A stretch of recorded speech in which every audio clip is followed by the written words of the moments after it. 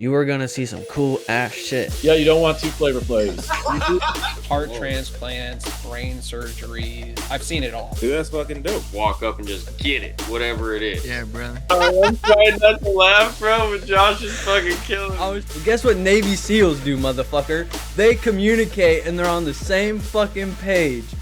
Whoa. 2, 1, we're rolling. Welcome everybody to the Happy Hoodlums podcast. It's your host Kemper Woodruff, the Happy Hoodlum himself, and we have the very powerful, the very strong Mr. Zachary Sampson in the house with me. Exactly. You know, we're rolling into this bitch cold because we're doing it the way the brothers do. You know what I'm saying? Show up a minute from showtime and get it rolling. Old school. Yep, the original way. Back to where it started. Josh will be back next week. Also, we'll have a really cool story next week about a friend of mine named Caitlin, who she went to high school with me, and she's now a football player. And I thought that was it's going to be an awesome story and a really cool topic that's a little unorthodox from what we're used to hearing. And so just a little teaser on that one. Fuck yeah. Yeah, but otherwise, let me know what's going on with you this week, and then I'll just kind of spitball and take a rant where it goes. Okay. Honestly, dude, this week has been like kind of rough. Not like rough and like I don't know what kind of rough, but not like a discouraging rough, but a rough that leads to realizations about myself and life and shit. Ooh, do give some details on that. Oh, I plan on it. Okay. And so and we talked about this last episode, but with having Rachel here for the time that she was here to visit, I had a lot going on. It was fun. It was a lot to do. And now that she's gone, it makes me realize like how little I have to do now. And so I catch myself doing nothing a lot, like sitting around, and I don't like it. And I've realized like I have to move and do things for me to feel good. And some of that it's led to a lot of different things being realized. And I'll start with the moving part, like moving around and staying busy. Exercise doesn't just do it for me anymore. It used to. And so now I feel like I have to go out and do things now. I feel like I need to go to the store or walk and grab a coffee or like actually leave my house, even if I don't really have a reason to. And I found myself in that trap when I lived with my parents in Cascade Locks. It was really secluded. It was really easy to stay home. And so I got into the habit of staying home a lot. And moving to Portland now, I have the ability to go out. I just don't have a reason to go out. Right. And so I've been trying to like fish and find reasons to do that and get myself out of the house to feel better, to just feel like I'm being more productive.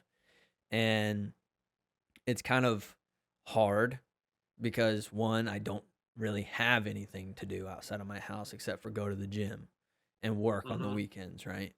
And so trying to find things to do has been a hard thing, especially because when my mind isn't preoccupied with tasks or other things, I get to a point where I'm overthinking a lot. And I overthink everything from relationships to my position in life to just random shit, right?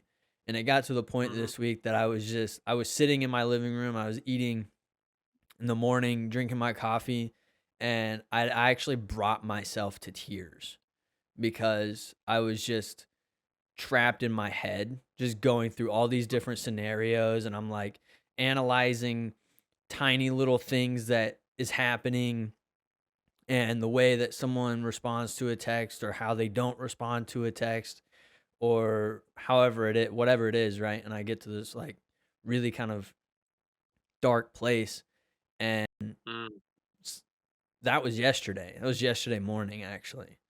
And so I started realizing I got to start doing shit. Um because not only does it give me the chance to think about it, but it doesn't give me the chance to sit there and like overthink about it. Because whoa.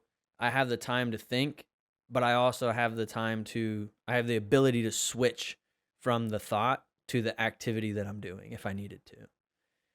Mhm. Um, and so I went out to my parents' house today and I helped my dad with a lot of yard work and stuff because I just needed to get out of the house. So I helped him trim their bushes, which is like 60 feet of fucking bushes. Um, Mhm. and then mowed the yard, chopped a bunch of fucking wood, and just chilled. And I, it helped a lot. I feel really good. It, it, I'm still a little down from yesterday and all the overthinking because of like just the residual effects of it kind of really fuck with me. And this is like a normal thing that I've battled with for a long time is the overthinking and over Mhm. analyzing of different aspects of my life and um, creating scenarios that don't really have any like justification or backing from them. Um, Mhm. and so a lot of that has just been digging at me. And then on top of all of those realizations, this kind of goes in with not having a whole lot to do is I'm thinking that all of my editing work is strictly going to be for Happy Hoodlums now. Um, Mm. I'm no longer I no longer want to look for an editing job that is for somebody else because what I'm realizing is that creativity, I'm going to be really locked into someone else's vision when it comes to the editing process, right? So for Mhm. all the Happy Hoodlum shit, it's you and me, right? But I have a lot of say Mhm. for the most part. You know, you and I Mhm. have a really good balance of what we do and what we don't do and how we co-opt this shit. And Mhm. so for me now, I'm kind of in that mode of like, okay, I've looked for an editing job since leaving college and it's been what, 4 years, 5 years. Um Mhm. and I haven't gotten anything. So clearly I'm either lacking something that corporate jobs want or I'm not passionate enough to like to really like drive like my deliverable materials, my portfolio to the best point it can be to apply for these jobs. So I'm like, okay, I would rather put all my energy into what you and I are doing rather than putting energy into what you and I are doing and then also trying to put energy into someone else's projects. And Yeah, so, bro. Maybe I have so much to say. I have so much to say right now, but maybe you weren't meant for that, and this no, is just yeah. that point of discovering, like, all right, rather than me trying to disperse all this energy, right, and do it like in a quantitative way, Mhm. is now the quality, you know? Yeah. And um I can say from experience too that, like, you know, what you're navigating is the difference of being in love versus love. Just being in a state of love versus being in love. Being in love is where you get that obsessive. It's also where the beautiful art of life comes from, Mhm. That's what sets people up to make those incredible songs of both being with someone and losing someone, right? Yeah. It's a crazy roller coaster ride of emotion because it's so intense, right? Mhm. Rather than a consistent way of being loving, Um, and I can say that's just something that is there's no right or wrong. right? They're just Yeah. two different ways of going about it, you know?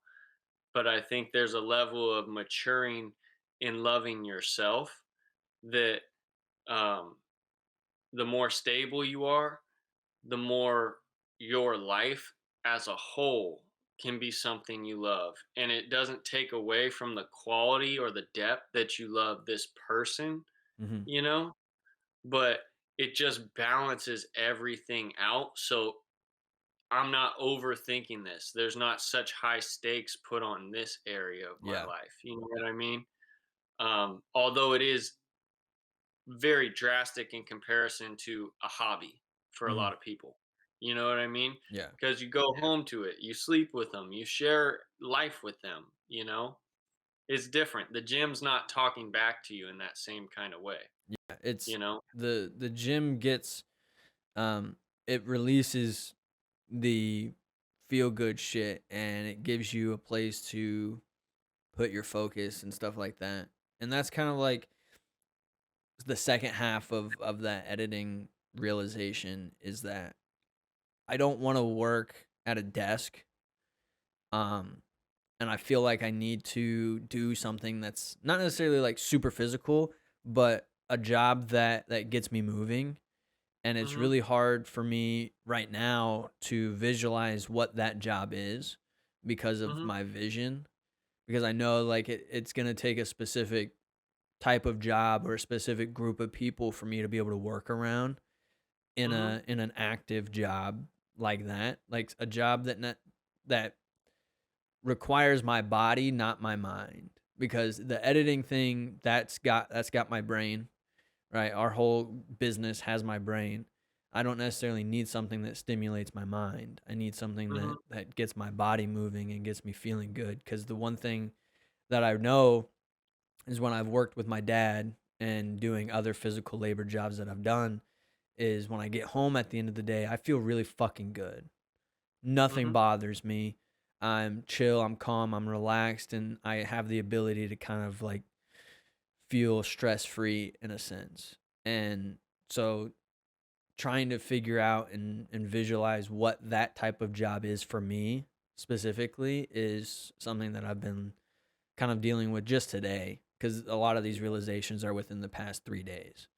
Um, Well, I can tell you, you know, you are such a valuable like individual, friend, you know, like part of a business that the way that you see yourself and the way that you're envisioning it going into this, you know, might not be quite the same reality that you're presented with once you're in there because it's like the people around you, they got your six, bro. They got your back, you yeah. know, and it's not that you're a detriment to the team. No, You're a yeah. fantastic attribute to the team. You just have to be pointed in your direction and then other people go around it. Very similar to like when you're doing camera work and someone else is having to steer you because you're in a rig or something like that. Hmm. That's something that people do even when they have peripheral vision and stuff Yeah. because it's a part of just how the team operates together, Hmm. you know? And so I would say just have confidence going in the providence, you know, the the blessing that you will be led to a team that wants you just as much as you want to be a part of that team, you Yeah. know, and you're going to be met with that same kind of energy. But I would say, separate from that, it makes me think of that whole chop wood, carry water. And it's like an old saying where it's like, hey, chop wood, carry water before enlightenment. After enlightenment, chop wood and carry water. It doesn't change. How you are about what you do changes, right? And as you progress through life, it's also like these responsibilities, these tasks don't necessarily stop. They're essential to your life. You're always going to need something that fuels your body, something that Yeah. fulfills your soul, something that stimulates your mind. And it's learning how to do these things and cultivate a life in a balanced way. So that way, each thing allows you to do the other thing better. And you're not always going to be A1 in every area of your life. Like, and shout out to TD Jakes for teaching this because I've learned so much about manhood before I ever even became a man, just by the seeds that he planted in my brain. And one of them was, he said, the trick to life isn't doing everything right all the time. Mhm. It's not failing in the same area consistently. If you consistently fail in one area, that means you're consistently exceeding in another area, probably, right? You could be a great worker, but if you let all your duties as a father, being a friend to your spouse, being good example to your kid, enjoying your life and playing with them, that's Yeah. going to erode your life if you allow that to happen every day. You're not going to be the best father chasing your kids around every day, or else the lights get turned off. Mhm. You know, you got to figure out how to create a lifestyle of balance on that shit, Um, but yeah, continue. I heard a noise outside that kind of distracted me. Sorry. Um, but yeah, I mean, that's pretty much it for the most part. It's just right now I'm in like a weird limbo in life, and I'm I understand like I want certain things, Mhm. and a lot of the things that I have going on in my life are making me realize like I want to do more because I Mhm. don't do enough to like make me feel satisfied. And I've learned Mhm. when I start feeling like I need to move around, I actually start shaking my legs like back and Mm. forth. Like Yeah. I'll start like wiggling my knees or bouncing my legs. Mhm. And when Rachel was here, actually, we did a lot of like watching movies and shit. And Mhm. I would start doing that. And she actually started pointing it out. She's like, you need to like you're wanting to move around. You're getting antsy type shit. And Mhm. I'm like, yeah, I kind of am. And I'll start just cleaning shit. Like I mentioned this to my dad today. It's hard for me to just sit around a lot now because what will happen is if I start feeling like I need to move around, I'll just, Mhm. for example, I'll start sweeping the floor and then I'll end up sweeping my entire apartment. And then Mhm. I'll clean the kitchen and then I'll clean the bathroom and then I'll clean my bedroom. I'll do laundry all in the same, like everything all in one day because I just can't sit down anymore. And Mhm. that's kind of where I'm at is just, I want something where I'm not sitting down all the fucking time. And because Yeah. I can't I gotta move. I gotta move now, and it's like I get so irritated when I can't sit down or move around. And one of the funny examples of this, and this is probably for a lot of people, Mhm. um, in this specific situation was when I was coming back from Buffalo in February. I had to do a 6 hour flight from New Jersey to Portland, Mhm. and my legs wanted to move so badly. I was actually getting very frustrated.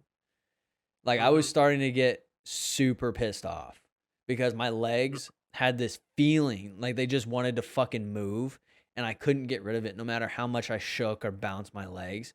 And I just couldn't. I was just like, "What the fuck?" And I couldn't figure out how to get comfortable after like hour 3 or 4. And so I was sitting there on this plane in such a bad mood for 2.5 hours trying to fall asleep or trying to distract myself with Netflix on my phone. And I'm just, this is ridiculous. And since then, it's been hard for me to just sit down for a long period of time and Yeah. not move around. And so So, that's kind of int- where I'm at. It's like I just realized I've got to have a really um high activity lifestyle now. Mhm. And I just I yeah. I have an interesting kind of in between of that, in like I've been in sales where I've been on my feet, Mhm. but the sales are back to back to back to back to back to back, where I'm constantly helping people and constantly talking to people. And each interaction, I've been trying to devote the most of me I can to uplift this person and to figure out who they are and their needs and stuff. And A, I can't stand on my feet that long, and B, my brain can't take that much stimulation. Mhm. C, my body needs strengthening right now, you know what I mean? And so I have this weird in between where I also can't sit, you know, for as long as I did, you know? And so I have this thing where like that's why I'm looking at it and I'm going back through real estate school and third time's the charm, baby, okay? A lot of shit has happened in between. But the thing is, I've realized, all right, I want to cultivate a lifestyle. I'm really good at sales and I enjoy getting to learn people, Mhm. right? So this is kind of my thought process of like taking, I would have made a killing if I had commission on all the shit that I've sold in my life, right? Yeah. You know? um, and so I'm like, all right, I need to get commission. Well, I need a higher ticket item to get the amount of commission to not need to do the volume of sales that I was doing. Yeah. Right. All right. How's this fit the bill on that? It's really nice because I have the time that I get to devote to people. You know what I mean? To get to know them, figure out what they want and what they need and where their heart's at, where their finances are. And it kind of takes all these other aspects of like life coaching and things that I want to do and allows me to practice it with other people, Yeah. you know, including things that I'm really going to be using in my own life, right? But using other people's money, other people's time, other people's states of mind to navigate this, which is really helpful. And it probably helps you with family planning, which is something I'm contemplating, you know? So, on top of that, it's like I need to be able to work at my own leisure, you know what I mean? Because I know that I'll put the work in, you Yeah. know, but I need to do it at my own pace. And I need the ability to either be on my feet standing, right? Or to be exercising in between shit, you know? I can't do that hour for hour over at another place, right? Yeah. So I've kind of just been going through a similar thing of looking at like my needs, but I realize I have to have a very balanced life and really prioritize myself in a way because if I'm this way at what I'm almost 28, right? If I'm this way at 28, what happens when you add another 30 or 40 years to this? You know what I mean? I have to set myself up for that. And so this has changed like this experience of not only losing my dad, but having all the like shit that I've gone through financially, emotionally, mentally, physically, especially, all at once. It's made me have to become a different kind of strategist, Mhm. and I realized the same thing of like, I want to do something that affords me the ability to create my own shit in my own time and just get better and better and devote to that, to that craft. And I found that I love writing, man, Yeah. from having to sit down and do this. And now I'm like, all right, well, movies, right? I need to write scripts as well as books, so that way I can convey the concepts that I'm trying to explain in a way that people can follow easier, that has a visual guide and component to it, where people are able to put themselves in that position rather than feeling that they're being talked at, and judged or defensive in some kind of way. Um, and all of this is needs to be integrated. And so I'm like, all right, how do I do it's that similar approach to where you're like, I can't sit still, but how do I do this in a way that's a good blend of masculine and feminine energies within myself? Mhm. Right? Like if you're exercising all the time and where you're at is an anxious place where you're overstimulated for one reason or another, sometimes working out excessively isn't the way to do it. Maybe you need something that's far more meditative. Yeah. And sometimes that can be trimming a hedge, right? There's Yeah. a kind of artistic thing to it. There's a meditative quality to it. And you're breathing deeply. When you're working hard, you're breathing deeply. And that deep breath is drawing your chi, your prana through all of your energetic centers, your chakras, and dispersing and activating that energy evenly. Whereas when you're sitting and you're anxious, your awareness is right here. It's in your head. And every time you're breathing, you're generally breathing in your upper chest. And when you exhale, you're breathing into your awareness, first of all, and then you're allowing that breath to just escape, you know? And that's why, like, something I learned through doing yin yoga is take your energy and, when you do, say, like a deep lunge, right? That's going to put all of that into your hip flexor, that stretch, because it's such tight muscles. And so your awareness is like that muscle's yelling at you, and think about it like a balloon. And as you breathe into that balloon, right, where you need, at wherever your stress is, breathe life into it. And then when you exhale, you push that life down towards your toes. And what you'll feel over time as you do this more and more is an energy flowing through you. And it's like a rebound. You feel that energy current. And it makes you really sensitive to yourself. But then throughout the day, you start to check in after you get used to like breathing, and you're like, wow, that's how I'm supposed to breathe. Like breathing feels so fucking good when you do it right, Yeah. you know, that you start checking in. You're like, wow, am I like nervous because I'm holding my breath? Am I just being irregular in my own function? Am I naturally causing my anatomy to respond in a way that's like worsening the situation for me, rather than allowing me to accept this situation, allowing me to accept this energy in me, and then move from there? Rather than trying to move to get away from it, it's like that scrambling energy doesn't stop anything. Yeah. The static is still there, and that weight is still, it's like you're dragging the weight behind you now. It's not on your shoulders or on your mind anymore, but it's still on your back. It's just attached to a string a couple yards back, and you're just trying to fucking get away from it. Which I'll be honest, fucking sled pulls is hard when shit's attached to your back. So Yeah. it's like strangely hard. But Hmm. to kind of like bounce off of that in terms of the breathing thing, a little bit more of a simpler way to think about it for people who don't want to think about like the chi and the chakra type shit. Um, Hmm. is for me deep breathing, just in through your nose and like out however you want to fucking out it, to be honest. But breathing through just your stomach, literally just your stomach, because I found most people who breathe very shallow, or like you said, breathing through your chest. And if you just want to like have a really simple strategy of breathing, just do deep breaths into your stomach. Even if you have to just push your stomach out at first before you get the idea of like, okay, fill your stomach up with air.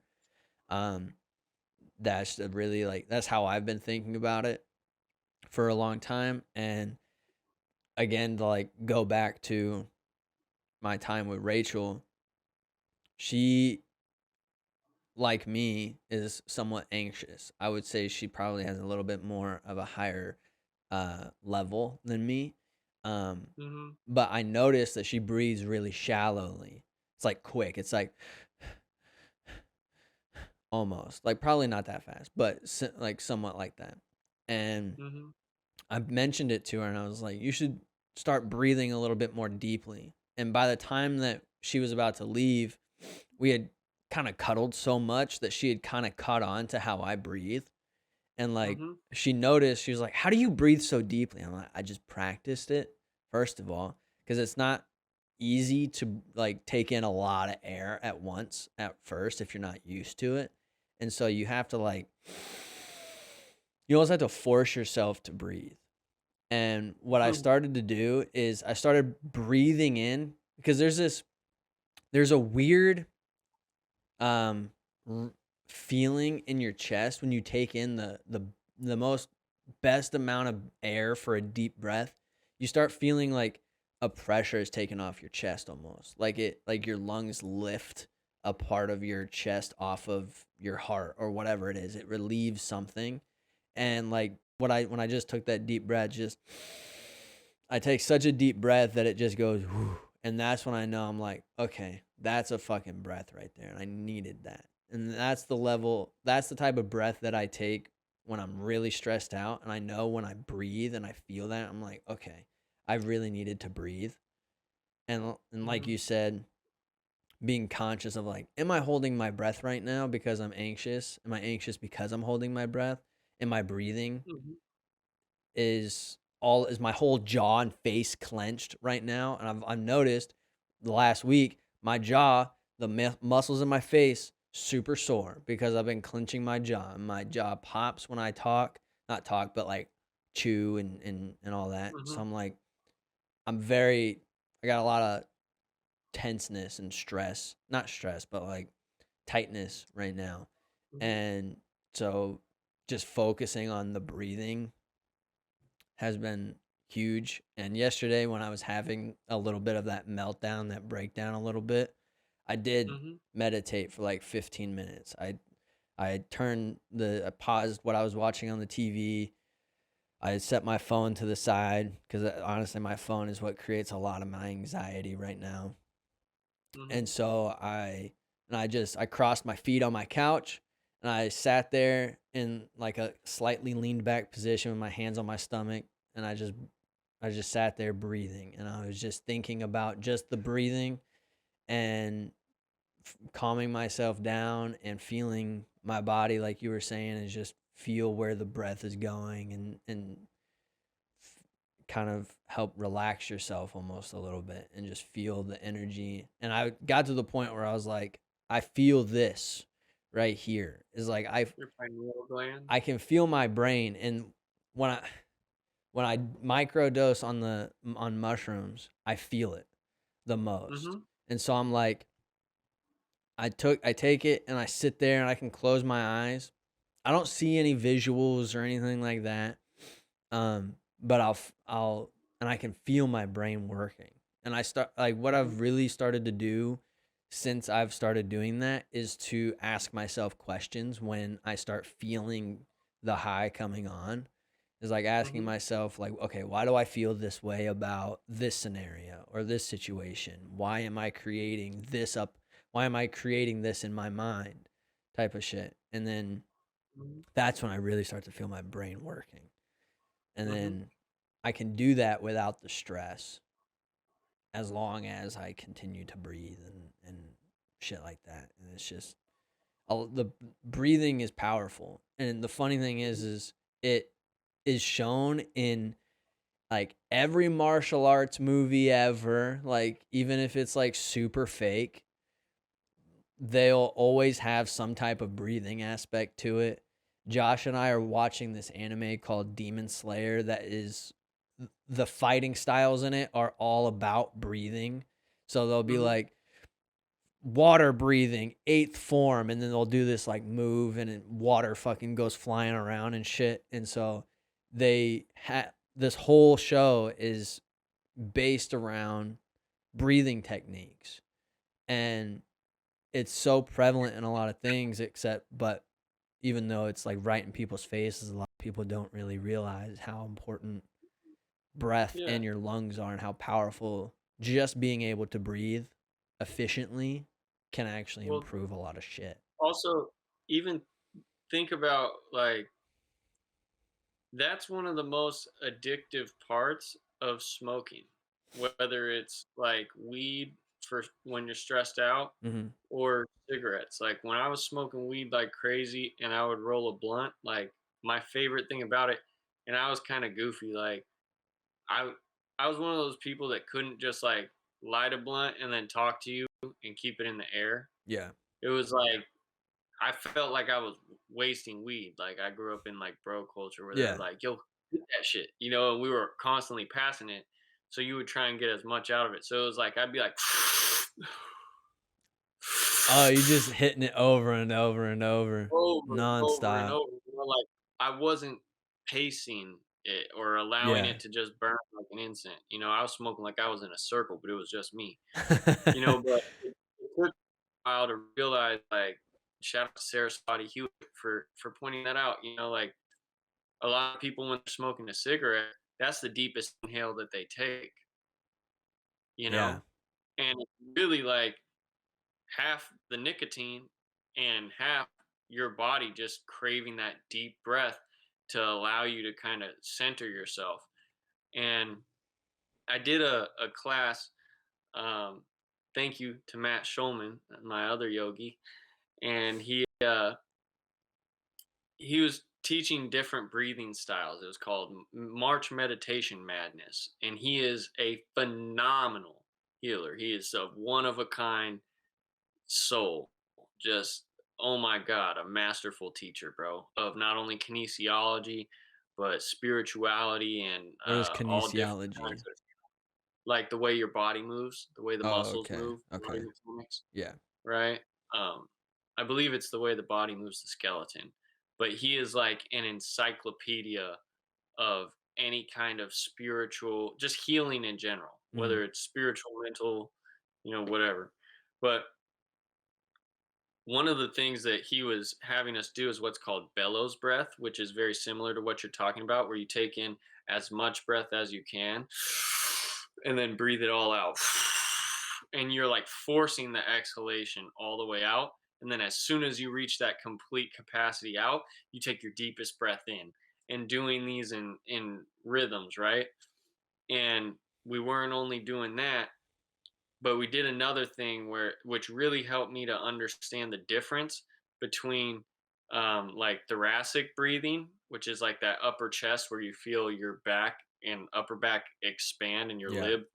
ribs lift, versus your diaphragmatic breathing where your body actually pull, because the way that the lungs work is they actually pull down, right? Mhm. And as your lungs and you inhale, they pull down, that scrunches all your intestines and organs, and it creates a massaging effect that not only helps you digest, but it allows you to produce all the great chemicals that you need, like serotonin and dopamine, everything that you need to digest glucose and sugars and all that kind of stuff. Which is also why exercise and cardio in particular that forces you to exert yourself to the point where you have to draw as much breath as you can to feed your oxygen muscles, that helps to produce everything that you need to process those sugars that you're burning really quick. You know what I mean? Yeah. um, but anyways, I digress. He would have us take this deep breath in, as deep as you can in your stomach. And then once you're full, you would say, just kind of like relax. And I found that I would kind of like the breath would want to escape. And it felt like I was holding my breath like right here, even Mhm. though I was at full capacity. Like it was like I was trapped right here. But as I kind of relaxed this little muscle in my throat, and I would try and breathe more. And even when you're at capacity, when you're trying to breathe, you'll feel like your lower body, right through your abdomen and stuff, just kind of do this, and it'll kind of expand. And so, like, if you try it and just go through your belly, hold it in, and just, and then keep trying to breathe through your stomach once you're at Yeah. capacity, and you'll feel it just go. And after you do that a couple times, and you're sitting there, it's almost like Wim Hof breathing, Mhm. You get that I forget what it's called, but it's like when you oxygenate your blood, Mhm. and you can feel kind of lightheaded because you're literally taking in that air and then holding it in and trying to draw as much out of it as you can, right? And so your body winds up intaking all that oxygen where normally there's some of that that's left over when you're breathing really quickly, right? Some of that escapes. Um, but it helped me so much at just having a deeper breath more consistently. It helped me at having a more balanced like abdomen, where my back wasn't just taking over and tilting my pelvis. It gave me that really nice trunk stability. Mhm. And I got to say, just practicing that, I had my spinal injection midway through us doing that. So I probably only got like a week and a half of every night, maybe 8 to 10 nights I did in a row, um, of this breathing technique. And my life, my clarity of thought, just the balance of energy within myself felt so much better. And I think we just highly overlook that that is one of the most, if not the most essential function Another thing that I heard as I was reading these yogic books and talking with Swami C at the Vedanta Society, he said the stomach is the root of your tree. You know, Mhm. like truly everything else is the fruit that blossoms out of that. But what you feed your stomach, that is the chemical factory that's going to help dictate your thinking, and how every other process of your body works, you know, and we severely overlook that. We look for convenience. And one of the things that I started to realize is because I had a similar problem with my phone giving me anxiety, Yeah. I was like, also on social media too much. So I was like, once I kind of detach from this, I'm not depleting my dopamine so much, right? Mhm. What am I actually doing for that reward? How do I actually spend my time if I'm not looking for convenience? If it doesn't take me 5 minutes to microwave a meal, you know, and I'm really looking at preparing something, I realize it takes up a large portion of your time, but you're dedicating so much energy into it. And then you get that reward at the end. And it's such a more balanced, even keeled, Mhm. healthy way to live, Yeah. you know, that it made me realize when you stop trying to be healthy the easy way, you get healthier. Yeah. Like you get a healthier lifestyle because fuck if it's easy or not. Is it good? Like, what's the best end goal that I can have? What is the best way that I can do this? Well, it's not going to get better than having freshly cooked food, right? Facts. So who the fuck cares if it takes an hour? The reward on the other end of it is so much better, you know? And even doing things like I look at everything as a practice of devotion, you know? Offering to yourself, like God made you in his image. You and God are one, right? So when you honor yourself, that's like the first step, and in a sense the highest step that you can give to honoring God, you know, is to honor his creation and to be like, "Yo, I love you. Thank you for this. I offer me to you." And so this food is you. These ingredients are you, and it becomes this relationship shit. But it transfers over to even things like spending time with your dad. Mhm. Going out to cut the bushes at your family's house is an act of devotion that, yes, it takes your time, right? But you're also giving something to it. And in you offering yourself to this activity and the place in your heart that you're doing it from, wanting to do good. Even if it's kind of like I'm escaping this other bullshit that's going on in my life, that doesn't matter. That's human, you know?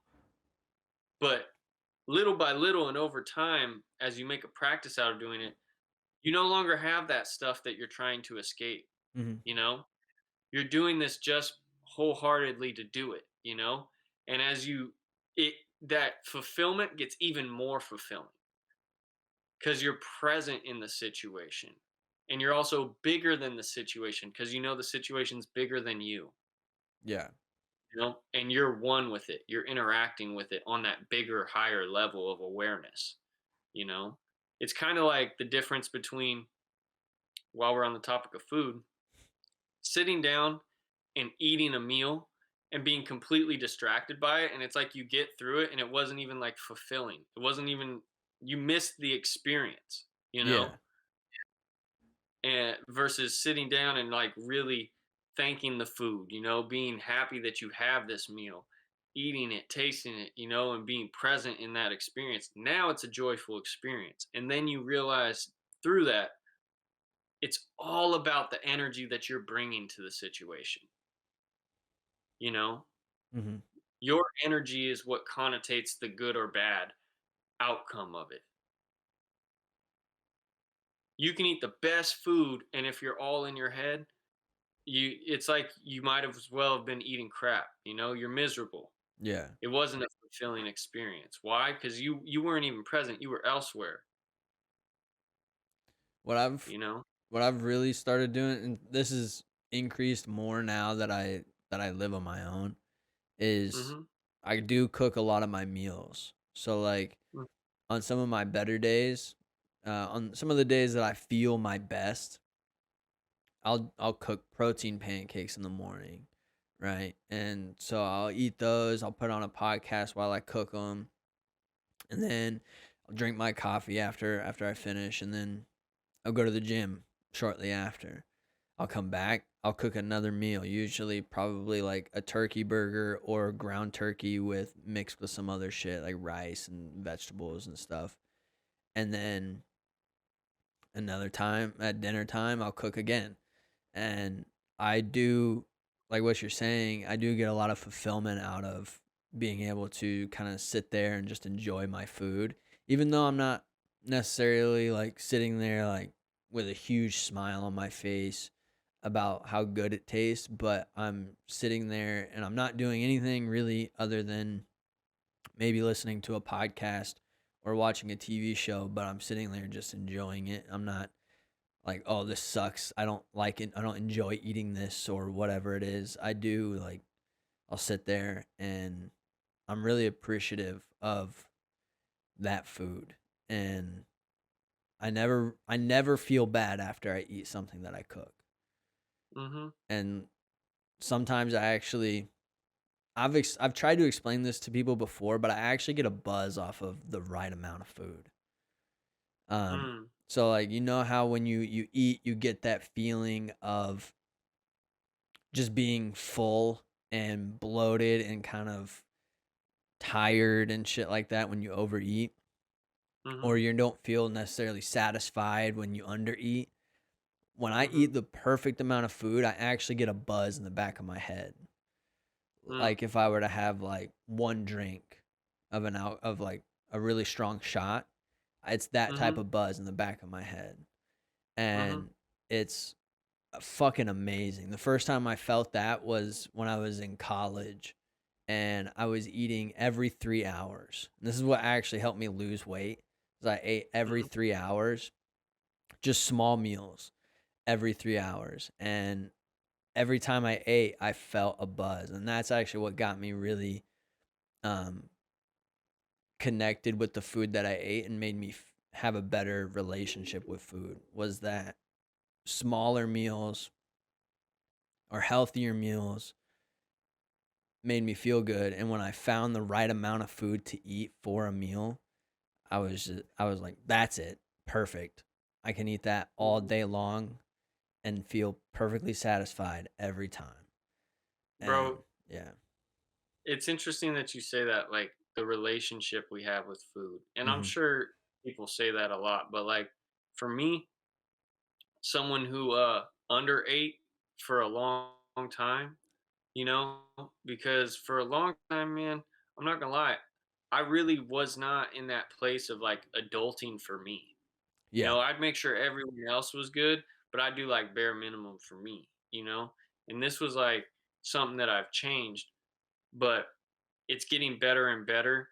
And that's why I'm like also so stoked for like having more money, you know? Like that's going to be like I'm so excited because now like when you've truly gone without, you know, and gone without for a long time and your relationship with food was like all fucked up, you know, it was like super up and down, like non-existent, maybe one meal a day, bro. Like there's different um things that happen because I know what you're talking about when you get that buzz, Mhm. but I didn't have enough interaction in the kinds of food that I was eating, and I was so in my head that really all these things that I'm expressing now, like I was the opposite of, Mhm. right? And I really was so unaware of it at that time, you know? Because I thought so much other stuff, like I really thought that there was a level of I don't want to say like it's like suffering to get better. And I don't think that that's necessarily the same as like delayed gratification.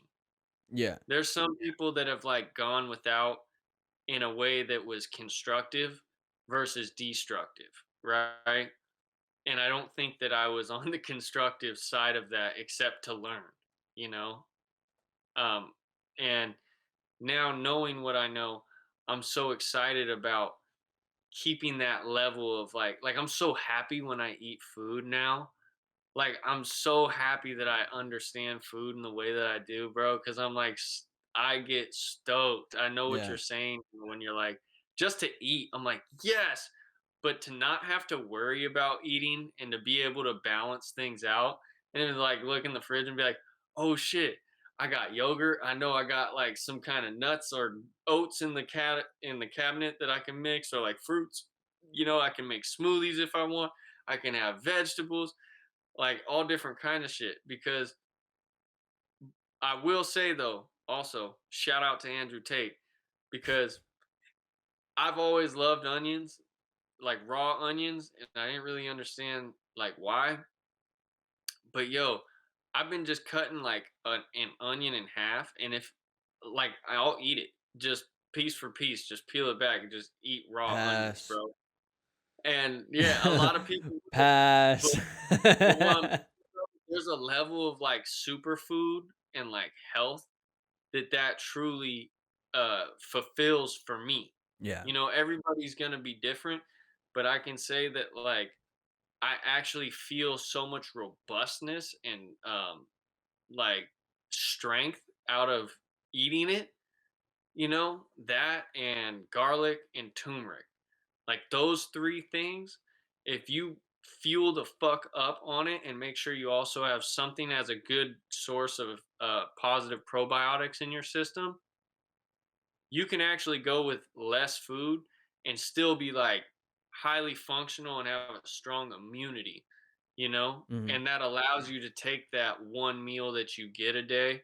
And if you add like a protein shake, like bro, protein shakes, game changer for me. I don't know why I Facts. didn't think of that shit earlier, bro. I love a protein shake now. Protein I'll drink shakes are two. it, dude. Like if you have a hard time getting calories in and you're trying to like do whatever, Mm-hmm. especially for people who want to gain weight, if you're trying to Mm-hmm. gain weight, drinking your calories in a healthy way is the best way to do it. Because it's so much easier to fill your body with liquid than it is to fill with solid food. And what I was doing in college, or every time I want to like really bulk up, I start doing Mm-hmm. protein shakes. And it'll be like 70 grams of protein with like 100 carbs and like 30 fats in a single protein in a single shake. And I'll do that in the morning and I'll just fucking down it. And then on top of that, I'll eat all the solid food throughout the day.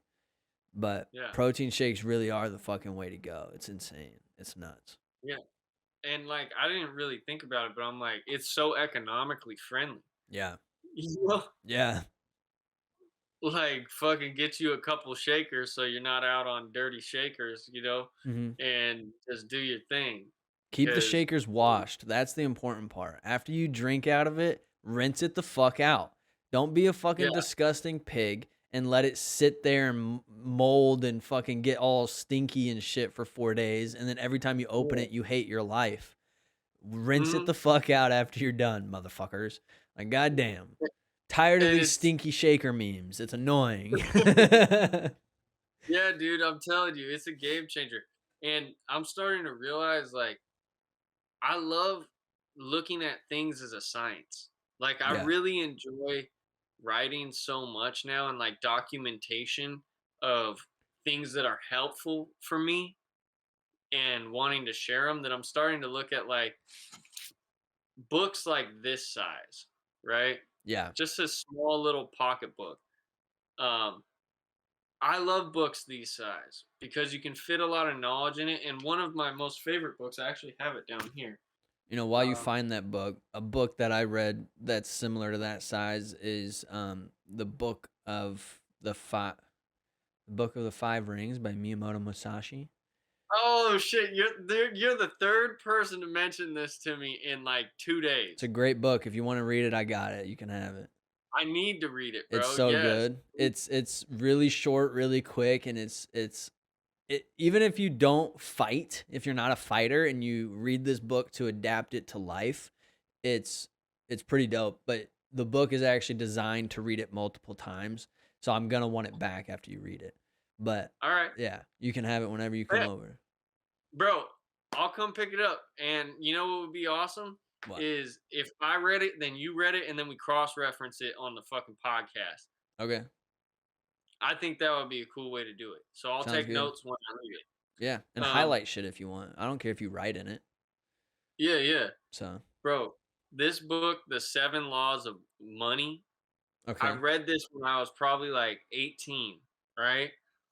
And it was one of the coolest books to me because it was so inviting. Because I was like, yeah, it's like 200 pages, Mm. but there's such small pages that I was like ripping through it, and I was like, what? This is like one of the first times I've read a book, and I'm like, I can do 15 pages at a time, like bam. Yeah. And like that was a lot for me, even in this small of a book. But it was so encouraging to me, that I really, and after working in the library in New York, in the Nyack Library, I fell in love with those unorthodox size books, or books with different textures to them, different sheens to them, things Yeah. like that. They were just an inviting experience, and I'm like, I want to take all these aspects of what makes a good person. And I think, I've heard enough people talk about the Book of Five Rings, and I think part of what makes it that great example is it's so many different facets of life Hmm. that make up, one good life. And Yeah. I kind of want to take, and rather than doing one big ass compilation, have a bunch of different angles to it. So it's like, oh, I have a book on, of poetry, because I actually have a book of poetry that I wrote from when I was like back in college, 19, from when I was like 18 to maybe like 20, 21. I have a book of poems that I wrote called Words with a Pulse. And I've wanted to put that out for a long time, just because, and it's stuff that's like, at that time I was going through a lot of like heartaches and heartbreaks and things like that, and it gave me an outlet and broke all the rules. You don't One of the things I loved about um poetry is that the page doesn't look like this. There's a Yeah. word here, there's a word here, there's like a full sentence here, there's no ending to a sentence, and all the punctuation is like creative, but it's done with an intent. Like if Yeah. someone doesn't put a period on something, it's because they're insinuating that like there isn't an end to the sentiment, you know? Yeah. Like, and shit like that, I just enjoyed that it kind of blew the doors off of the rules. So I'm like, I want to just make different books so many aspects of me can be given to the world in a way that's like all these things that meant something to me, all these things that changed my life, that were really impactful teachings to me, because as I'm writing this book to you, I'm really discovering me, Yeah. you know, figuring out the nuances to why I tick, and it's really like, I don't like to take as much credit for it. It's like I sit down to write, and God writes through me. Like the Hmm. words just come, the energy just comes, and I'm just trying to like transcribe this energy, you know. Um, and I like that. Yeah. Something that, like, what really got me into reading, and this was, I never read growing up. I hated reading growing up, and it was probably because in school you're forced to read a lot of books you don't fucking enjoy, and or things that Mm-hmm. you're not interested in, and so a lot of kids grow up hating reading. Um, and Mm-hmm. so what I figured out was I can read in between my sets at the gym. And I've talked about this before on the podcast, but when you do that, I can read. I'll read a page as for my rest period, and then I'll do my next set, read a page, and so I end up reading probably close to 20 pages in a whole hour and a half workout, and I tear through a book in a couple weeks, um, Mm-hmm. and that's what's actually really helped me since starting to read. And I've actually been reading a book during my workout for over it was a year in February. So it was probably like the second week in February that I started doing it. And Woohoo! um and so I've been doing it ever since, and I've read, I think I'm on book 7. So I'm not like the fastest Nah. reader, but I Mm-hmm. I'm I'm doing it right now, and I really enjoy it. And then Bro, I'm proud of you. You're thank you. 7 books smarter than you were. Yeah, for real. And I've read some pretty fucking ridiculous books. Like I read the Sacred Mushroom and the Cross, which is a stupid hard book to read. It's not like the easiest thing to understand. Because it's all about like the study of language and breaking down one language using another language using another language and another language and then interpretation. And so it was really confusing, and I still probably people way smarter than me also don't understand it. So I'm like, okay, well, I probably shouldn't understand it.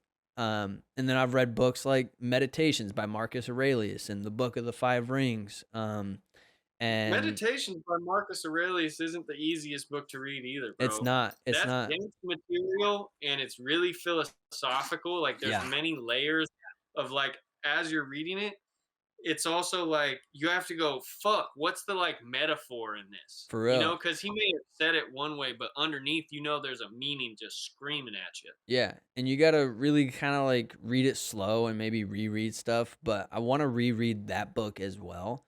And one of the people that I follow on Instagram, I talked about him last week, was Ryan Ryan Yeah. Holland, something like that. The Daily Stoic on Instagram. He breaks down a lot of Marcus Aurelius quotes from Meditations. Um, and so I like watching his breakdowns and explanations and his thoughts on it. Um, but in terms of like the writing stuff, I'm not writing. I enjoy writing like screenplays and stuff like that, and short stories and building a world. Um, but what I've started to do is, which I can't even say I've been doing it for a long time. I've only done it one day, but I'm going to do it every day. Um, Hmm. and it's before I go to bed. One of my wind down things, I've implemented writing into my bedtime routine. And so Nice. usually what I do to get ready for bed is I'll stop doing whatever I'm doing. I'll go brush my teeth, go to the bathroom, set my room up. I put my fan on my desk chair and I point it at my bed. I'll put a lamp on, just this lamp in the corner. So it's literally just that light in my room. Turn my Yeah. light off. And so it's like my room's lit by a candle. So it's really dim. Take my Hmm. glasses off, take my shirt off, socks off, and then I'll do my stretching routine, which is like 15 minutes. But you leave them undies on? Yeah, I sleep in shorts and underwear. Yeah. I don't sleep naked. I get too hot, so I need like breathing. I need like That was just awesome that you were ventilation. listening with dress down. I appreciated that. All Yeah, right, bro. Well, continue. it's part of the routine, you know? I Um, got you. and so I'll do all that, do my stretching, and then now I'll get into bed and I'll point that light at my bed and Hmm. I'll write a page. And what I'm doing is each literally just one page. That's my limit. That's what I'm going to Hmm. stop myself at. Each page is going to have a topic. So rather than just writing my thought or a thought, I'm writing, like, for example, my first night was the topic of I will. And so every sentence started with I will and what I will do. So in terms of the first sentence was I will write every day in this journal. And then it was just sentence after sentence of different I wills that I want for my life. And then the next day is going to be, for example, overthinking. And it's going to be my entire thoughts on overthinking and how I can do better or whatever. And then after I write the page, I'm going to read it out loud to myself and Hmm. then put it away and then go to sleep. That's sweet, dude. Yeah. I want to say props to you for some like intuitive, creative, constructive, cool shit. There's some alliteration for you. I actually have, But dude, hold on. Can I show you the book that I fucking bought to do this in? yeah, Because I'm this is sure it's not, all this baller as fuck. Hold on. yeah. That was the Zack shuffle, everybody. This shit's fucking dope, dude. That looks like some Lord of the Rings shit. It's a leather bound book. So you undo it like this. Yeah, that's some Lord of the Rings for real, son. Yeah, bro. And it's just fucking, it opens up. It's got a spot for the pen and Ooh, shit. Yeah, bro. I love Yeah, this bro. I fucking would thing. love writing in that shit. Damn straight. So it's like a whole. It's like an experience. It's not just writing. And so Yeah. I'm like, this is the best way to do it. Is make it That's what I'm feel saying. cool. Taking what you love to do or just something you want to do and taking it to the utmost cool level, the like where it's enjoyable. Everything is an offering and a devotion, Yeah. and giving that to yourself, like that self-love is incredible because that's really what God's doing by creating us.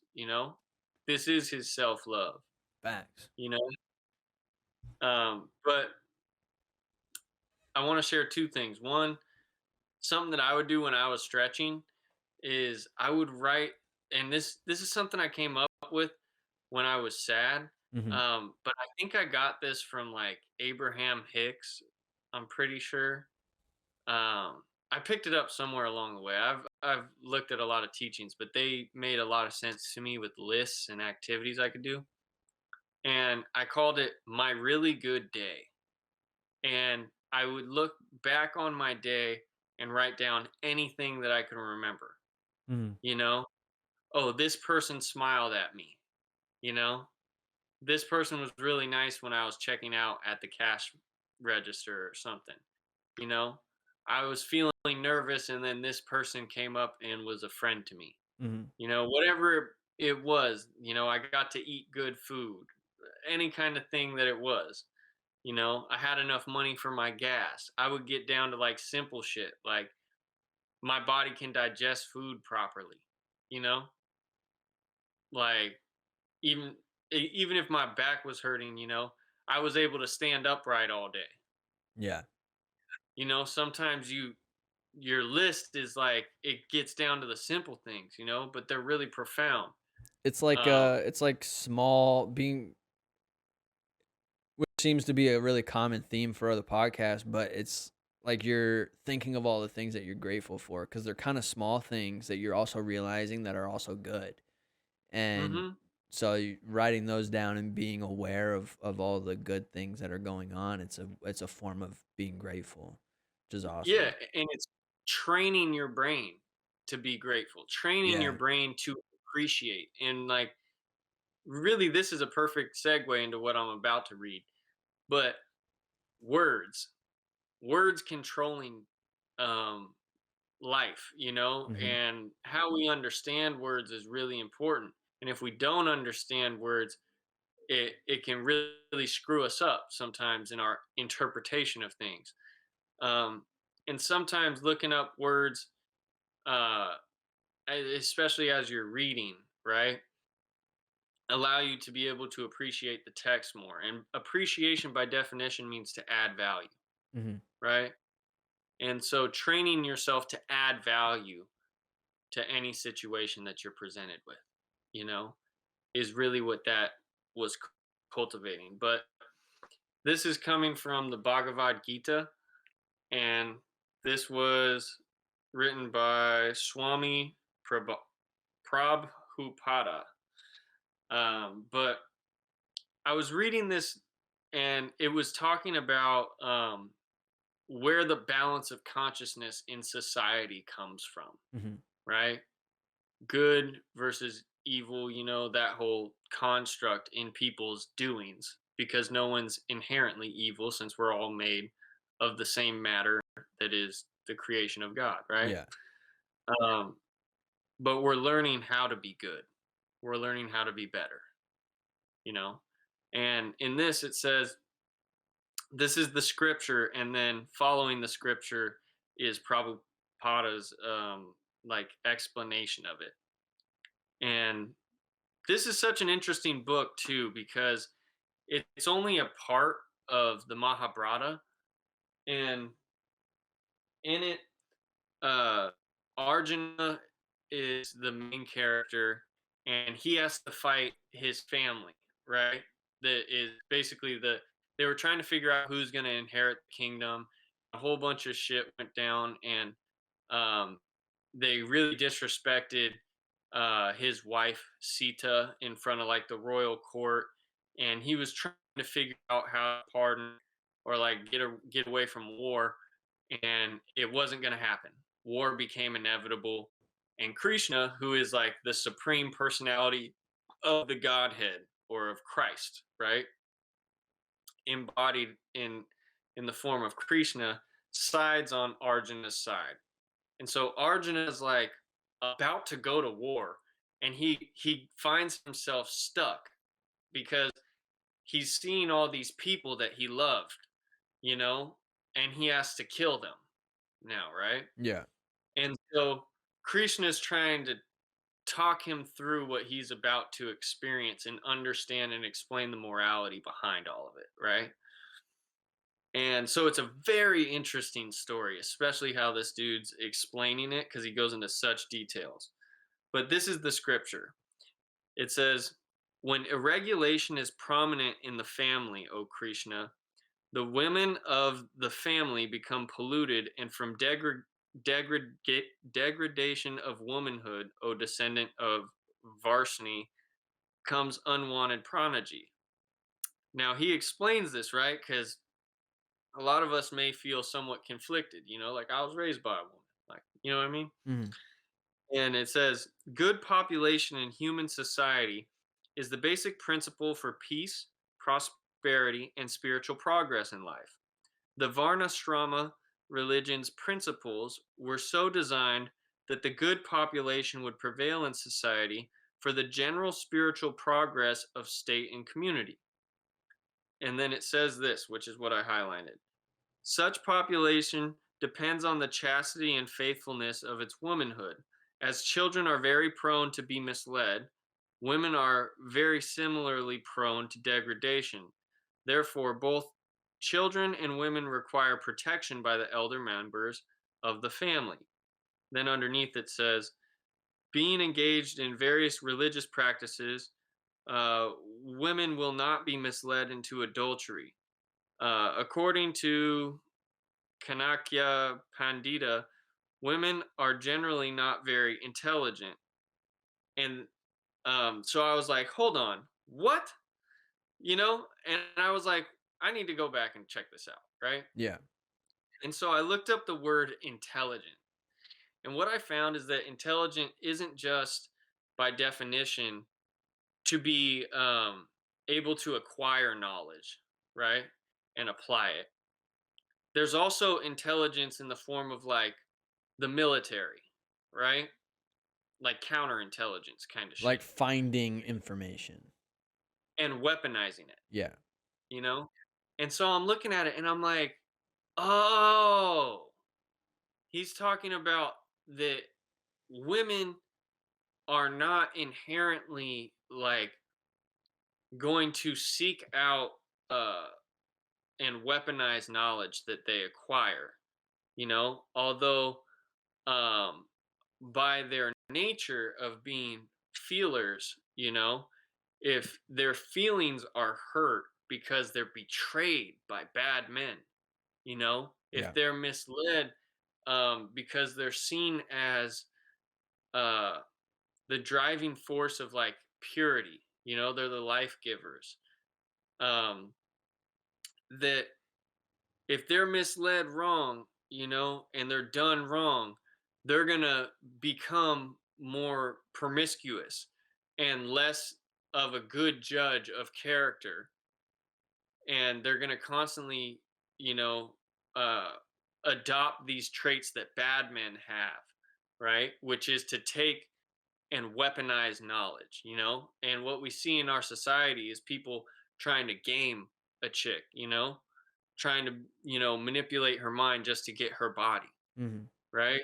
And so this is saying, and the way that they describe religion is the connection to God, right? It's less about the actual religion that you subscribe to as your own connection through your spirit to your higher consciousness that allows you to know this is for you and this is not for you in your path.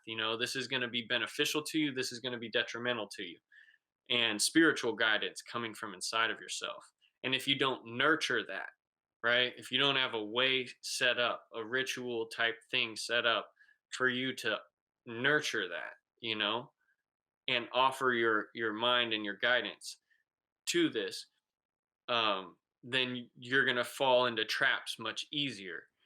And I thought it was so interesting to think about it like as elders and men, are supposed to protect, women and children, and we know this, right? But the way that they broke it down, for a second I was kind of like opposed to it, and it Yeah. made me sick. Like, is there another way that this could have been meant? You know what I mean? Mm. And I think part of that is, women naturally, uh, and a lot of people don't want to hear this, but they're manipulative using their body. Yeah. You know what I mean? Because that's just a part of the evolution of species.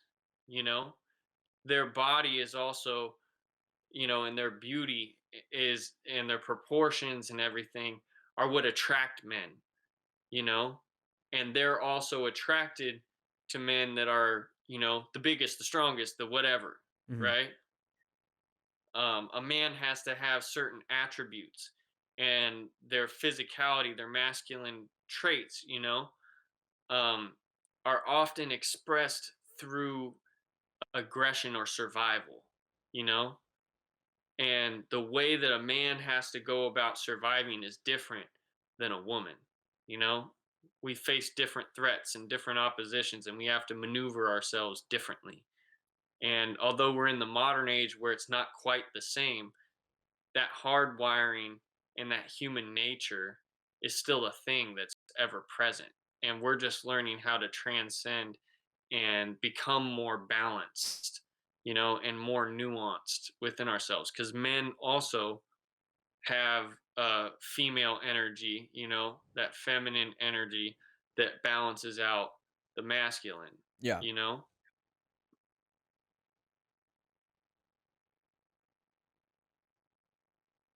I hope I didn't just over talk the glory out of that text, because reading this book has offered me so much joy, and I'm not even like a quarter of the way through it. Yeah. I really do think people should look into reading more. And I forcing yourself to read a book that you don't like is different than reading a book suggested to you by somebody that you like, right? And so for Mhm. me, I get a lot of my book suggestions from uh like influencers that I watch. And so a Uh-huh. lot of the books that are in my cart are actually books by Jocko or David Goggins or other people who have legitimately gone through a lot of shit and can like give knowledge where it kind of needs to be, I guess. Um, Mhm. and I do read a lot of the books that I read aren't so much the philosophical kind. I've read 3 books where you kind of have to put a little bit of extra thought into it, um, beyond what it's actually saying. And so, but most of the books that I read are kind of like self help or developing new skills type of thing. And I do put extra thought into everything that I read, but in terms of the action, what like the extra thought that I'm talking about is trying to decipher what it means, because that's really hard to do, and like especially with new different languages, if it's a book that was translated, uh, Mhm. there's terms in some languages that don't exist in English, and there's some terms in English that don't exist in these other languages. And so it's really hard sometimes to find those proper translations. And so when you get that, it's like, okay, was there a different word in the original language that that book was maybe written in, if it was written in a different language, that was just the best interpretation of it was intelligence, right? Mhm. And so to me, it's really hard. I can read those books and try and get some value, but for me, it's like, okay, if I Well, can't like break it down like this, then I'm gonna read well, books that I can really like I actually gravitate to. So I really hope this, that like if people want to read, Read a book that you're gravitated towards, not a book that you're forcing yourself to read. Yeah, 1,000%. And I just want to say what's so beautiful about this version of the Bhagavad Gita, and it's called Bhagavad Gita as it is. And what he does is he actually shows the scripture, right, Mhm. as it's written. Then he breaks down each word in translation of what it means in Hindi versus what it means in English, Mhm. right? And then he shows the translation of the text and then he explains what's actually meant by it. Gotcha. And so like this is a very unique um kind of writing about it. Mhm. And the cool thing is there's multiple people that have translated, the Bhagavad Gita. I know like Yogananda, he did I believe a book that's explaining where the Bible and like the Bhagavad Gita are saying the same thing, you know? Mhm. And for me, like someone that's studied Christianity um, and listened to so many sermons and different aspects of Bible stories, and that's where my awakening came from. To read this is so interesting because now I'm starting to see the translation, and I'm starting to look at like, oh, like I was just talking with Matt Schulman about this today, so shout out to Matt again. And he was really explaining to me like a little bit more of the nuance of how Christ, when he was in the human form, right? Like he came as Jesus, but Christ as consciousness existed before he was Jesus and after, you know? And so like we may see him presented to us in one form or another, Mhm. right? But the consciousness of Christ exists outside of that, that supreme consciousness.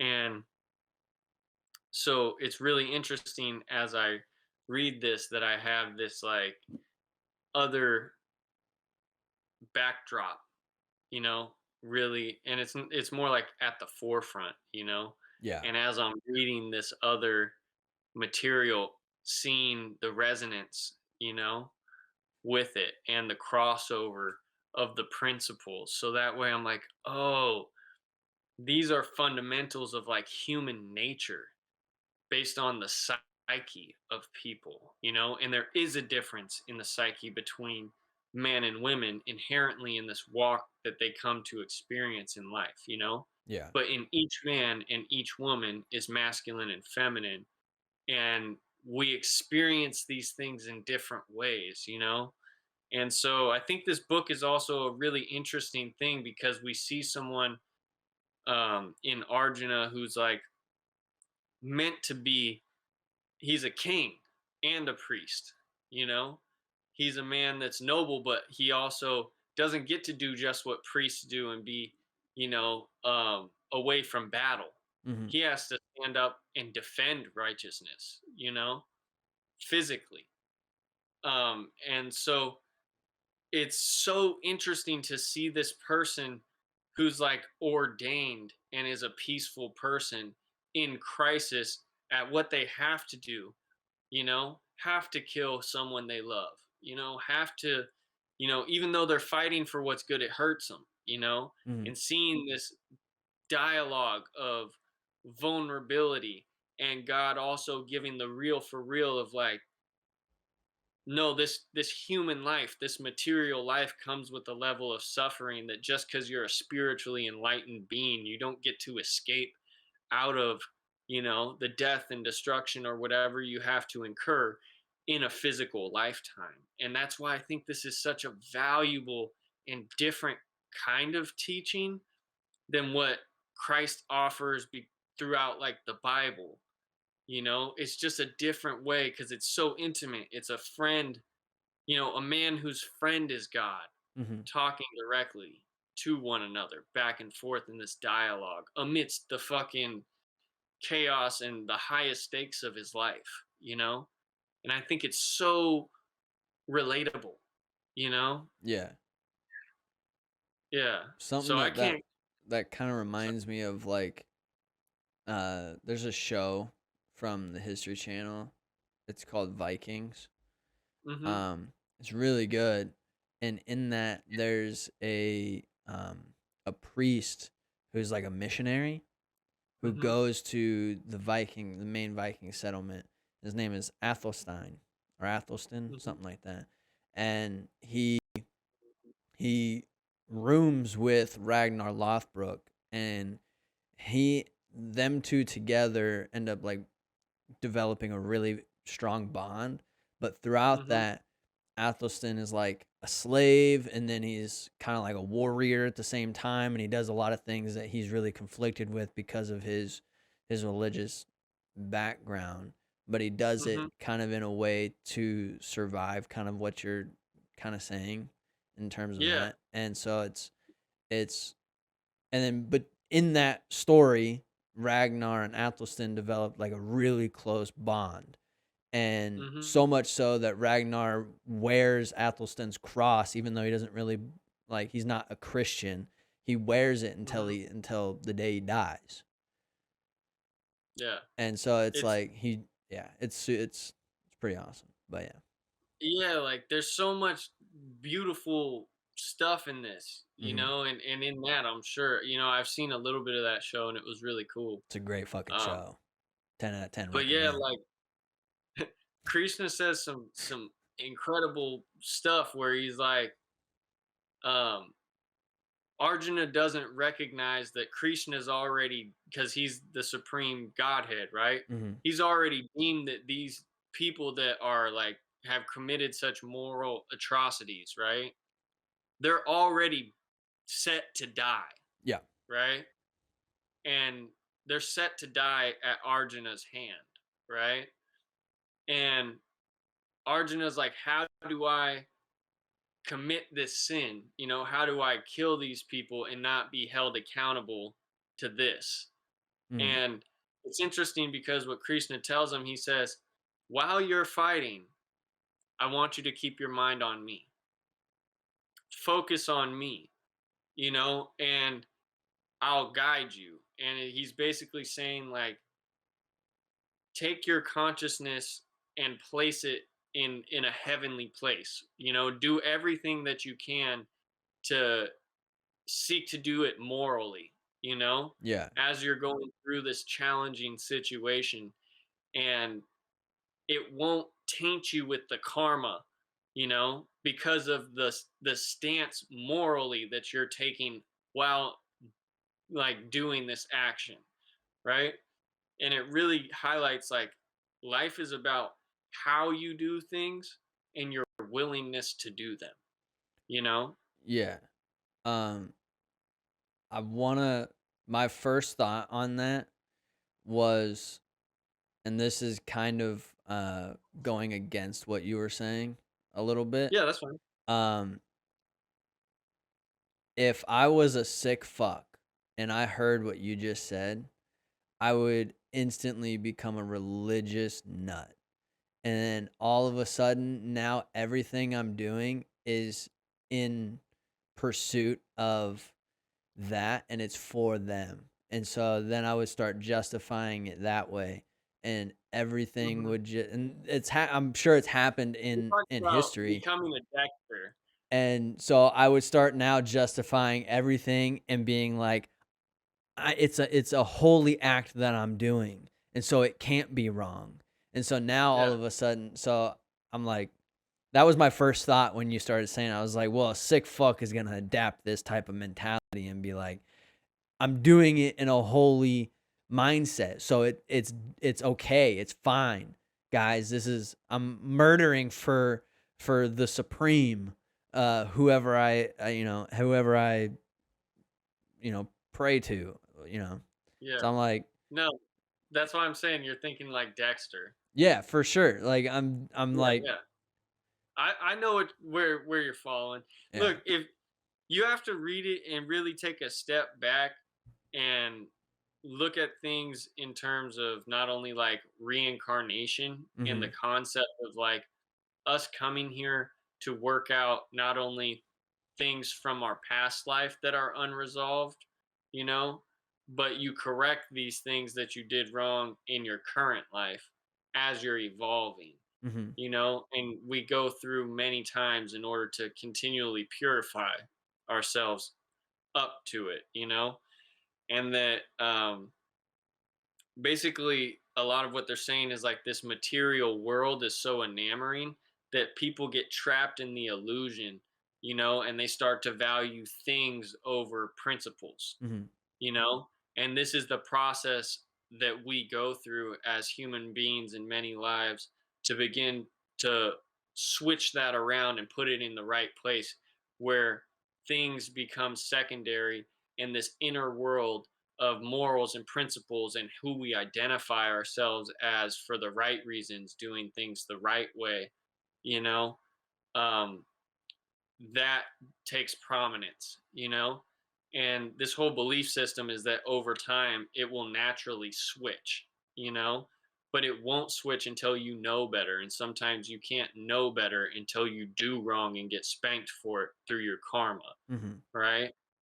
And so it's a very nuanced and interesting thing, um, that they believe, and that I actually believe too, in terms of like the evolution of consciousness and how it happens, Yeah. you know? Um, but if you only believe in this one life and you're taking all stock on that, right?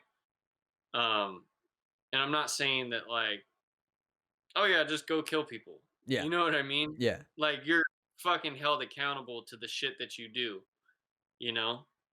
Not only in this lifetime, but the next, Um, and I've encountered so many things in my own life that I see things by design, and I see us also being a part of designing them, Mhm.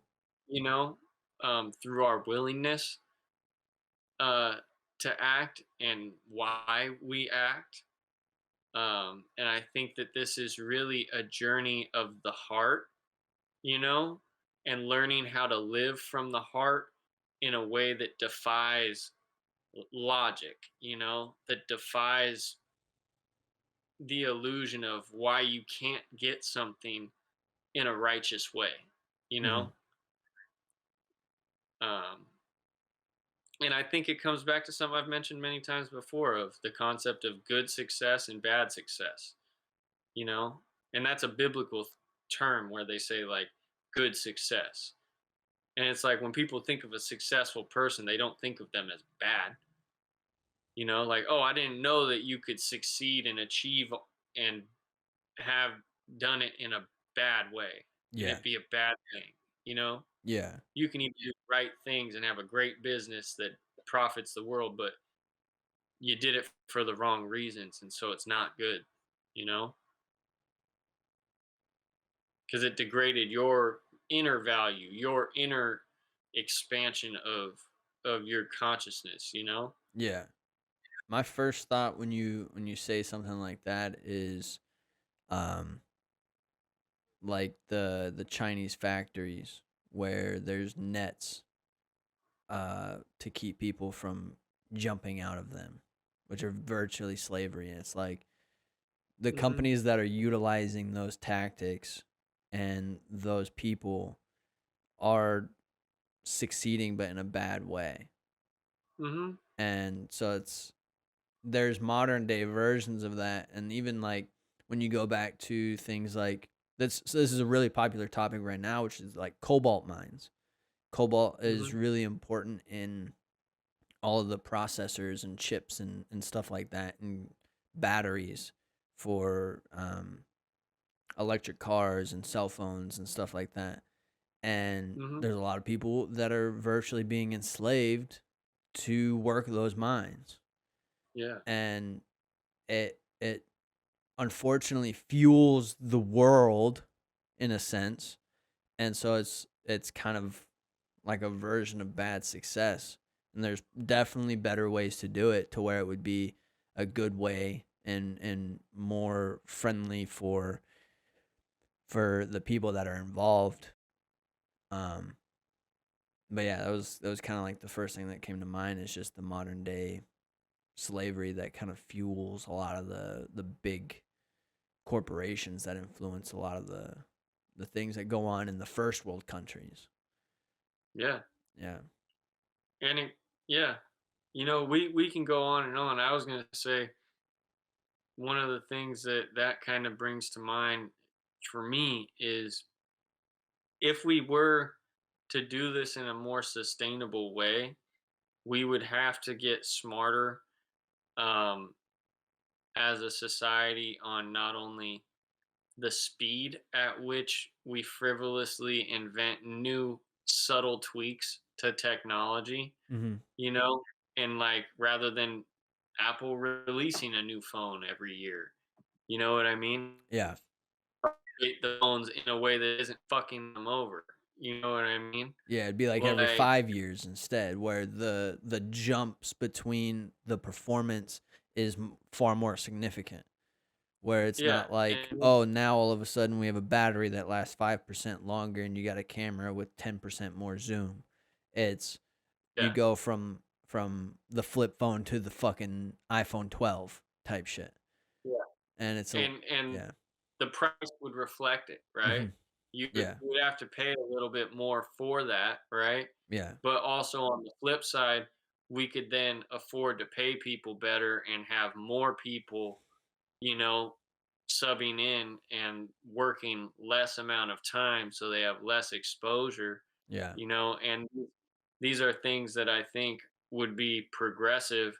And I think that on the flip side of that, there's also a way that we could probably learn to keep it at a similar rate that it is going and still create a better system of doing it.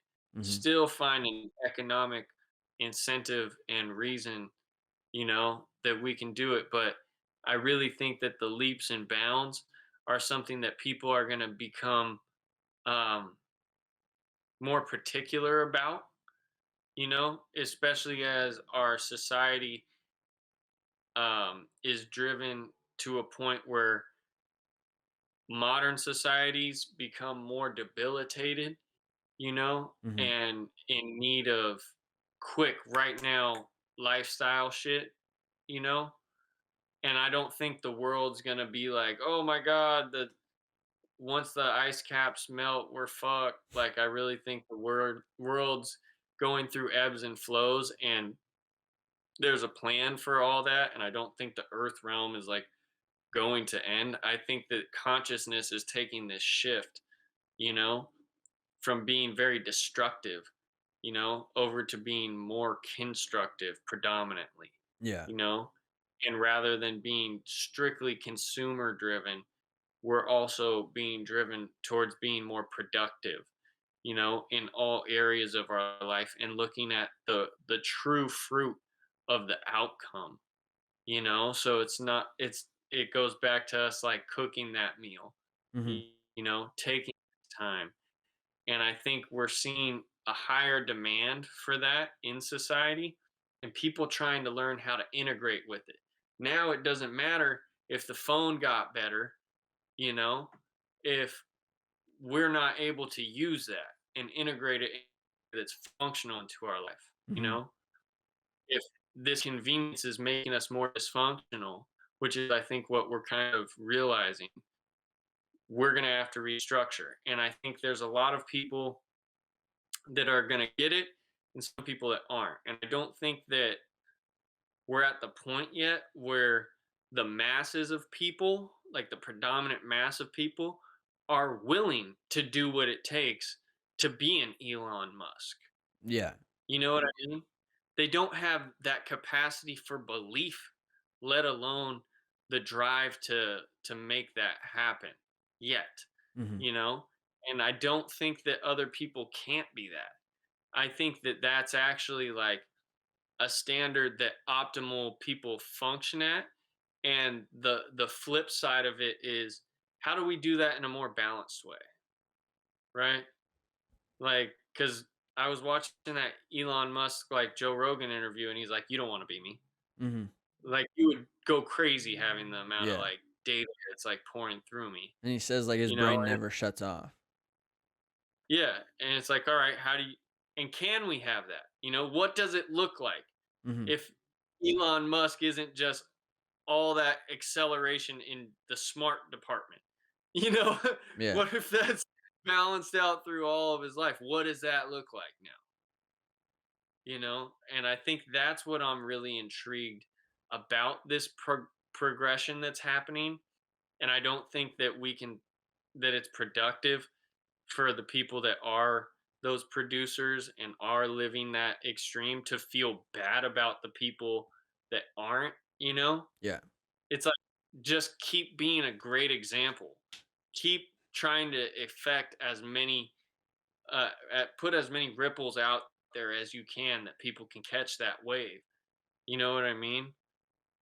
And I think that's what success is looking like going forward is how many people's lives can you really touch? And those are the people that we're beginning to see rise. And Yeah. that's why being an influencer is such a huge thing now, where you can make so much money once you actually get people realizing what the fuck you're saying, you know? And that, dude, I can do that too. And this is how, rather than like grinding, yeah, grinding their face and like, you gotta be this Mhm. way, in order to live this lifestyle. I don't think that's really what it is. I think there's a portion of it where it's like you have to be excellent as a human being. You can't. This is like something I watched in a Jim Rohn video, and I guess we'll kind of end it after your closing thoughts on this. But he was like, "There's nothing more frustrating in life than being an under, like a below average person looking for an above average job, looking for above average results in their life Yeah. while still being committed to being a subpar person, you know?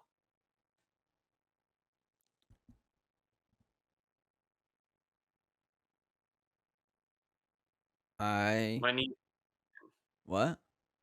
my knees are shaking. Yeah, I'm about mine ready. I too. gotta get up. Um, My legs have been going back and forth for the last 30 minutes. Um Mine just started. Yeah.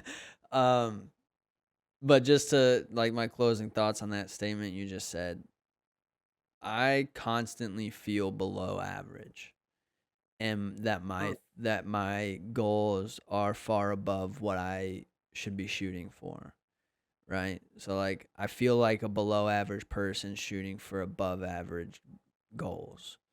And when I hear that, I think I've been applying for editing jobs for 5 years and haven't gotten a single one. Haven't even gotten an interview, right?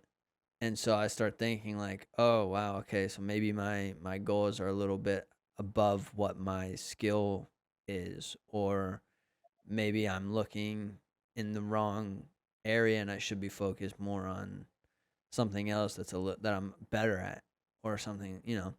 And so I kind of get that thought out of it. And so, I think it's yeah. also the belief component, Yeah. right? The I think there's an equal importance on the belief, Mhm. but I think what happens is no matter how good you are, right? You're a great editor, but the amount of time that you probably could have invested in learning new editing techniques, right, Mhm.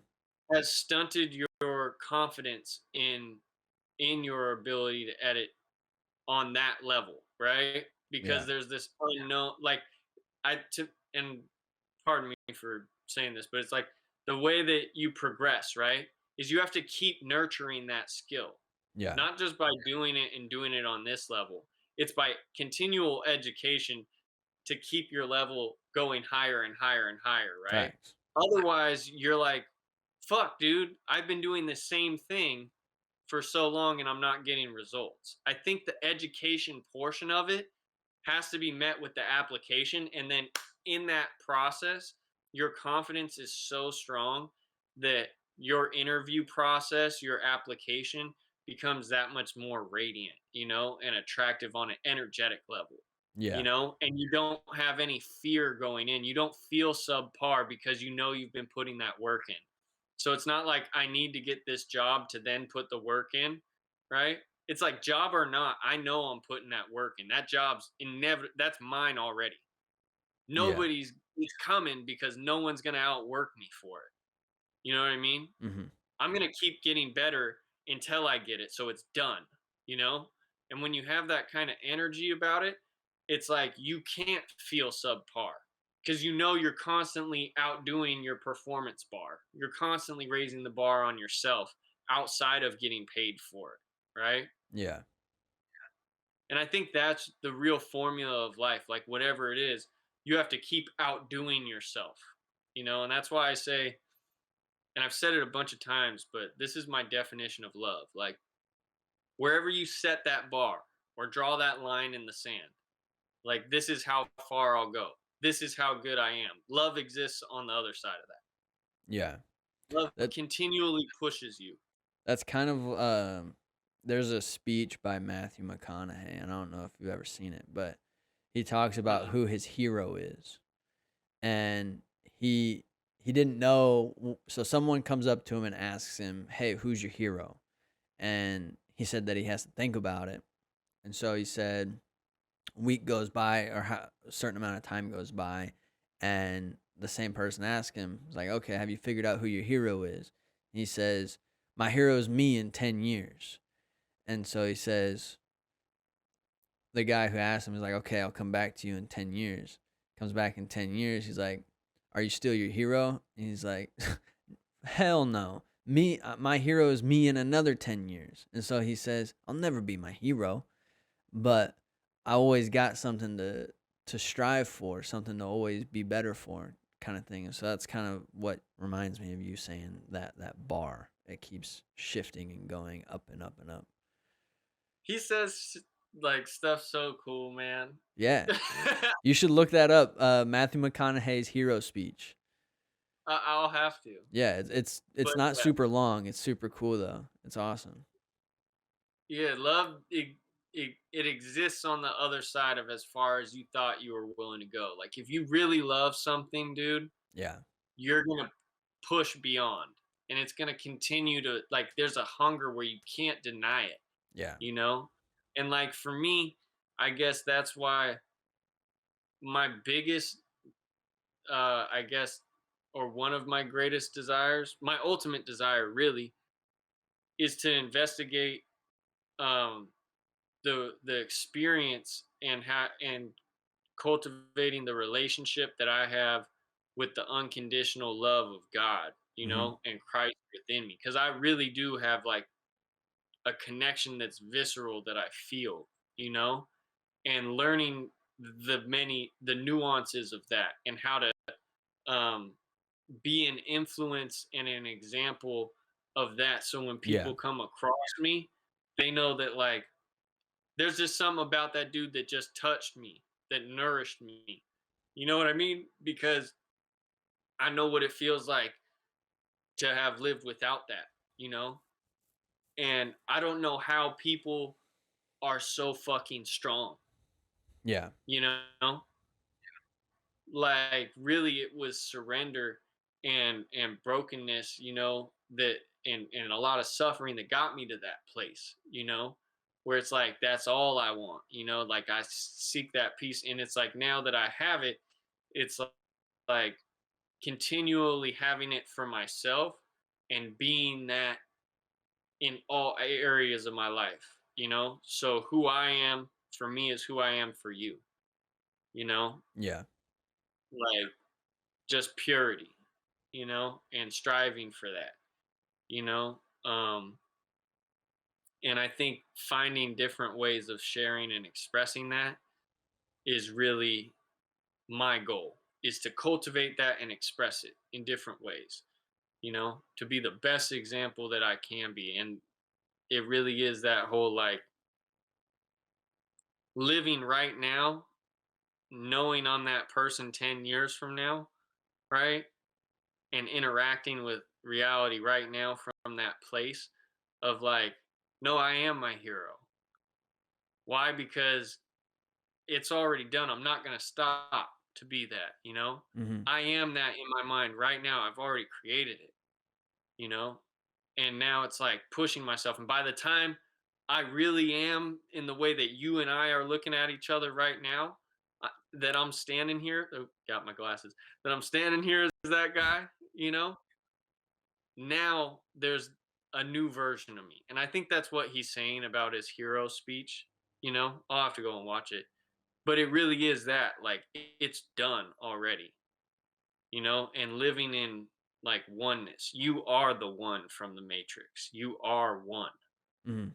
you know, with everything that you want and everything that comes to you, everything that you envision, like that's for you. Yeah. It's unique, you know, and just living to honor that, you know, and all the other things that come in the process of you becoming that, allowing it, you know, Mhm. like learning how not to fight that process, you know, so that way you're strong enough that if someone comes into your life, you love them, you know, somebody walks out of your life, they're never out of your life. You just love them, Yeah. you know, whenever they come in whatever capacity, you know, and just being a lover, you know, like that's what it means to be creative is to make more, you know, make more great shit. But anyways, that's my rant for the night. Yeah, that was a fucking long one, let me tell you what, dude. Yeah, we didn't start a podcast this eve, man. Anyways, you gonna outro it, motherfucker? Nah, man, I was just gonna put my glasses off and just Oh. tell you that I love you guys. If you guys don't know by now, you know, and if you stuck around, thank you. You're a real happy hoodlum. You know what I'm saying? Damn straight. Peace. All right. Peace.